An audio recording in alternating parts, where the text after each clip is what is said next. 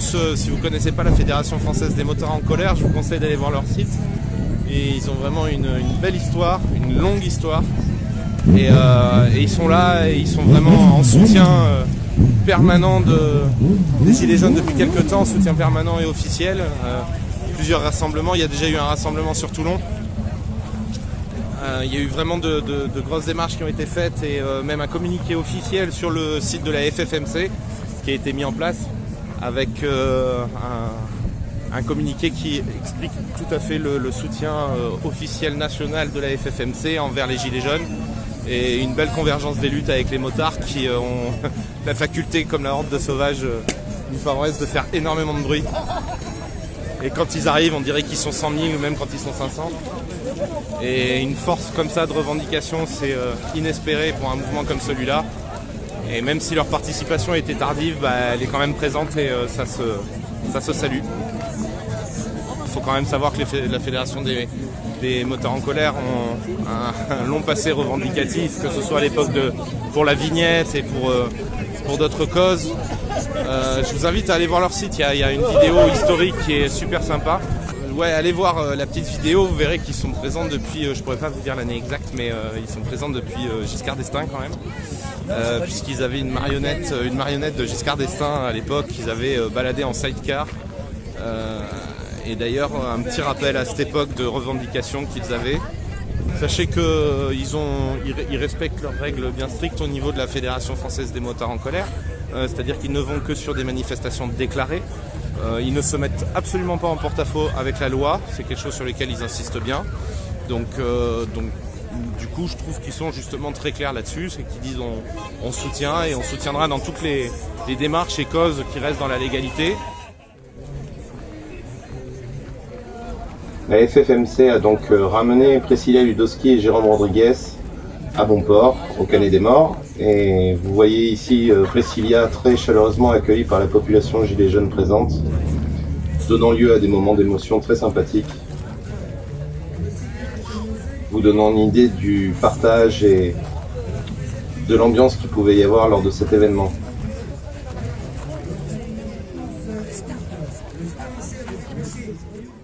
Ça c'est de la part de petite mamie qui fait ça pour sa retraite et voilà.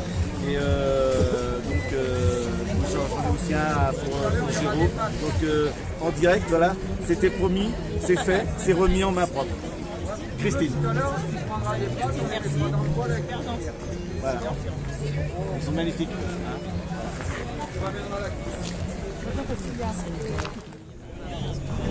Priscilla Ludowski qui s'est donc prêtée au jeu des interviews avec les médias présents. À noter, de nombreux médias mainstream étaient présents sur l'événement, malgré peu d'images en diffusion sur leur chaîne.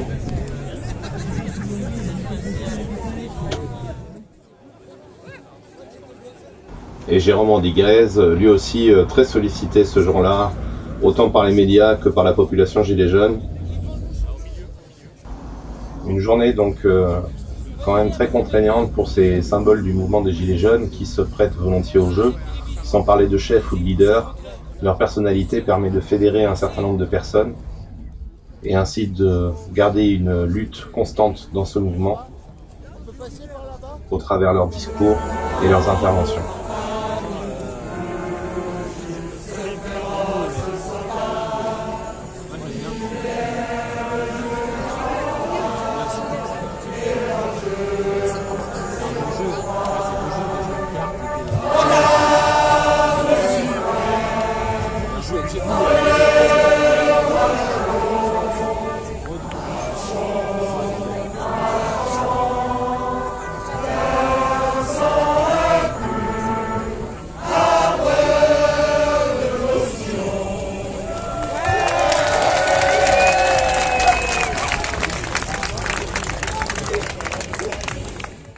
Bravo pour ce que vous avez fait, parce que j'ai l'impression d'être à Paname, j'ai l'impression d'être à la maison. Franchement bravo à ceux qui ont fabriqué ça, ça mérite d'être vu, ça mérite d'être connu. Et alors maintenant on va rentrer un petit peu dans le vif du sujet. N'oubliez pas pourquoi on est dans la rue aujourd'hui. N'oubliez pas pourquoi on est descendu le 17 novembre. Arrêtons de se regarder un petit peu le nombril d'accord? Parce qu'en fin de compte, vous êtes aujourd'hui devant moi jaune, un petit peu comme les fleurs jaunes, ce qui a pu semer pendant 40 ans le gouvernement, d'accord? Ce jeu de division, de communautarisme, de corporatisme. Oublions qu'avant tout, nous sommes des êtres humains, que ce que nous revendiquons, ce sont des revendications citoyennes pour le bien-être du citoyen dans toute la France. Ce ne sont pas des revendications de gilets jaunes qui est de mieux vivre. Tout le monde est concerné par ça. Allez me chercher les gens qui sont réticents. Montrez-leur qu'on est des gens corrects, qu'on est juste là pour gagner un combat qui s'appelle le mieux vivre et une meilleure démocratie plus directe pour faire comprendre à tous ces gouvernements que sans nous, ils sont rien. Ne lâchez rien. On continue le combat. Parlez-vous, échangez, débattez et vous allez vous apercevoir qu'on a tous les mêmes problèmes et qu'il faut parler d'une seule et unique voix.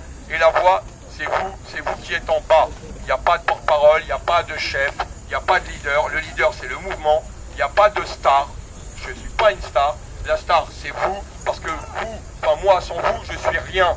Et sans les uns les autres, on n'est rien, on n'ira pas au bout. Donc, restez motivés et je vais vous entendre faire du bruit.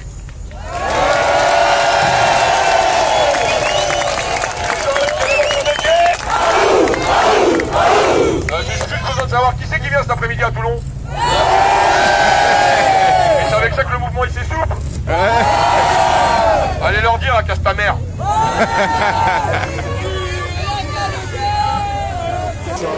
Alors je vais dire Canet est mort aujourd'hui, c'est la capitale nationale du mouvement des Gilets jaunes. Bravo à vous.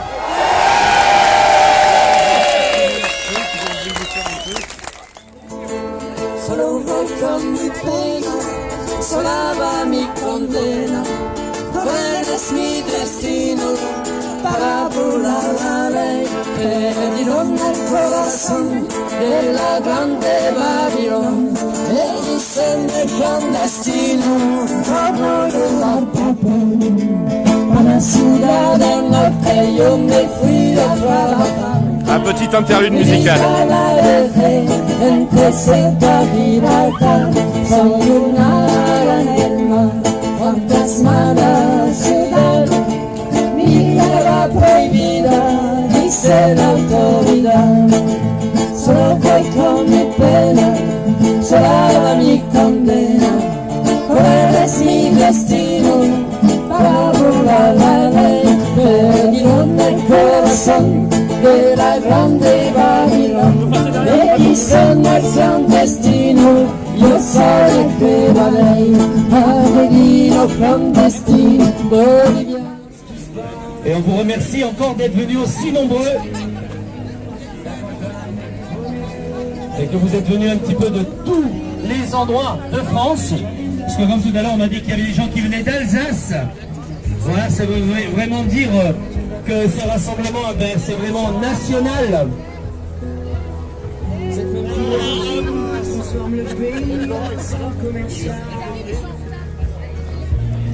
Ça leur a pas suffi.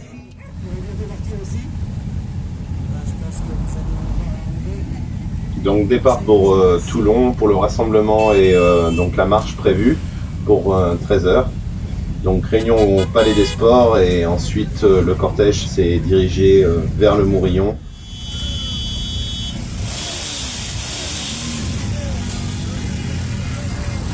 Formant un cortège très imposant. On a dénombré pratiquement 9000 personnes donc, sur cette manifestation. Et je vous laisse observer le défilé des personnes dans ce vacarme provoqué par toutes les motos présentes.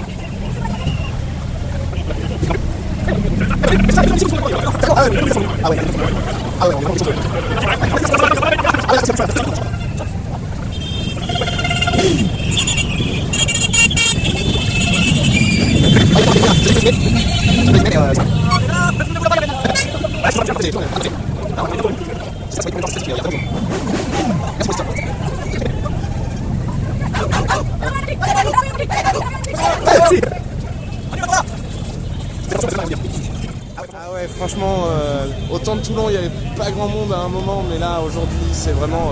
Bonjour, ça va? Il commence à y avoir un sacré déploiement de personnes.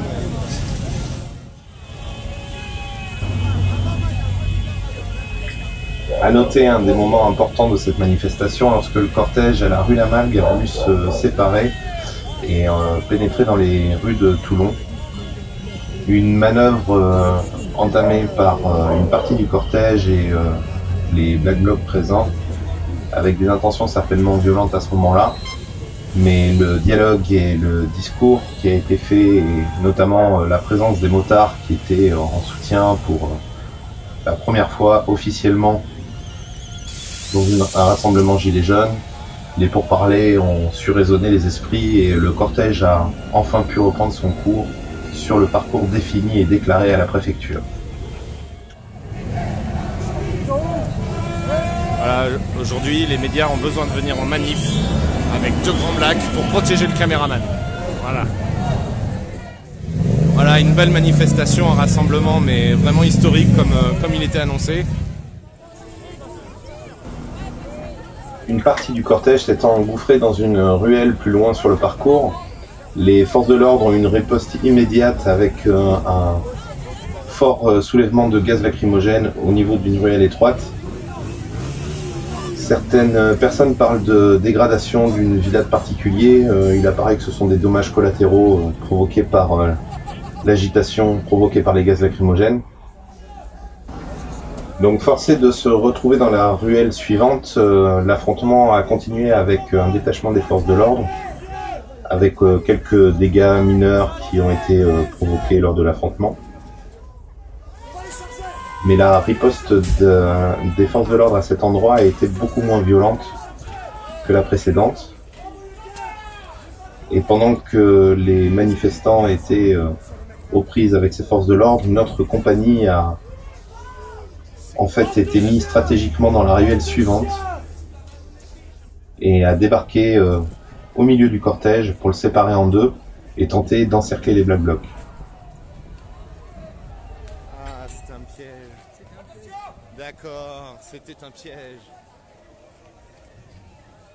Voilà, ils ont essayé de piéger les bébés, quoi.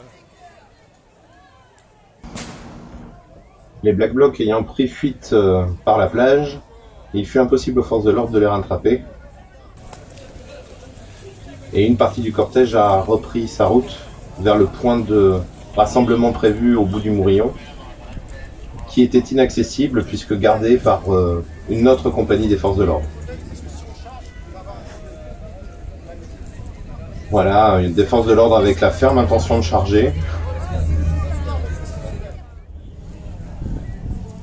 Et un déploiement permanent à partir de ce moment-là, comme si les affrontements qu'il y a eu avaient été le prétexte rêvé pour les forces de l'ordre pour ne plus nous lâcher jusqu'au bout de la manifestation. Un retour donc vers le Palais des Sports, le point de départ, sous une très bonne escorte comme vous pouvez le constater.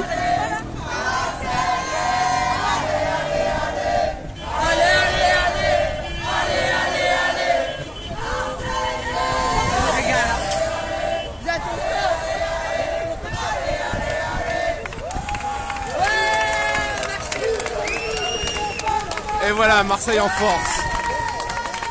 Nous sommes tous des enfants de Marseille. Nous sommes tous des enfants de Marseille. Et ça, je suis content de vous le montrer.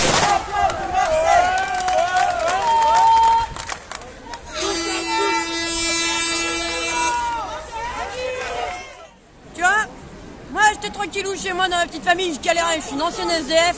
Au jour d'aujourd'hui, on m'a traité de gauloise réfractaire. Alors on paye, et en plus on me dit que je suis une illettrée. Je suis une grosse merde, soi-disant facho, mais alors je suis anti-facho, en plus j'héberge des immigrés. Maintenant, fallait vraiment pas nous provoquer, les gaulois réfractaires. On va vous montrer ce que c'est, Astérix et Obélix. Moi j'ai du sang de breton. Hein, le poing levé, la tête haute, jamais, faut baisser les bras, jamais. On va leur montrer à quel point on est des Gaulois. Merci. La solidarité vaincra, soyons solidaires. Merci. Nous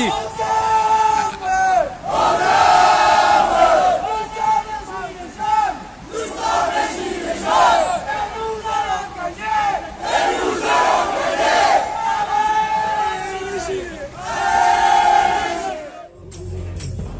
fin de journée au rond-point de Bandol, lors du concert et barbecue qui avait été organisé par les Gilets jaunes de Bandol. On notera l'absence de Jérôme Rodriguez et des motards qui ont dû s'exfiltrer lors des affrontements pour éviter d'être pris dans les lacrymogènes, puisque les motards ne peuvent pas piloter du tout dans les lacrymogènes. Et cela a donné lieu à quelques conflits, mais qui n'a pas entaché la réussite d'un tel événement qui restera historique, qui a compté plus de 9000 personnes et qui a démontré à la population et au gouvernement que le mouvement est loin d'être mort et qu'un second souffle est à espérer. Et on ne manquera pas de vous donner beaucoup plus de nouvelles dès que certains événements seront officialisés et que nous pourrons vous en dire plus sur l'évolution de ce mouvement. Merci d'avoir suivi ce reportage qui vous a été présenté par Journalisme 2.0. Abonnez-vous à la chaîne et suivez-nous pour d'autres événements à venir. Je vous remercie, je vous dis à la prochaine fois.